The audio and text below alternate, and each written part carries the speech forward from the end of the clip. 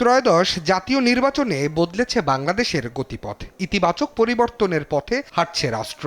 এখন অপেক্ষা সেই পরিবর্তনের অঙ্গীকার বাস্তবায়নের। প্রায় প্রতিটা নির্বাচনের পরই মন্ত্রণালয় গঠনের সময় গুরুত্বের বিচারে পিছিয়ে থাকে ক্রীড়া। অনেক সময় ক্রীড়া সংশ্লিষ্ট নন এমন ব্যক্তিকেও তুলে দেওয়া হয় ক্রীড়া মন্ত্রণালয়ের দায়িত্ব।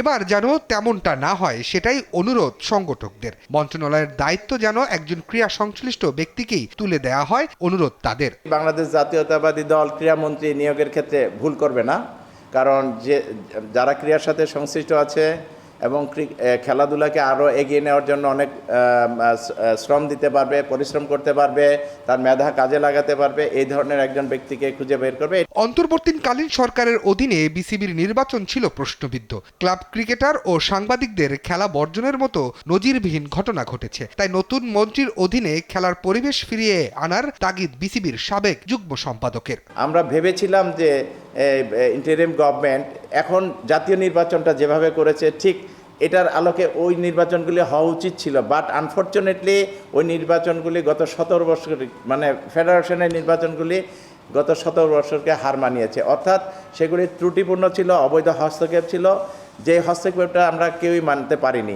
নতুন ক্রীড়ামন্ত্রীর অধীনে শুধু অবকাঠামো নির্মাণ নয়, বিভিন্ন ডিসিপ্লিনে খেলোয়াড়দের পাইপলাইন নির্মাণেও গুরুত্ব দিচ্ছে সংগঠকরা। ছিল যে হস্তক্ষেপটা আমরা।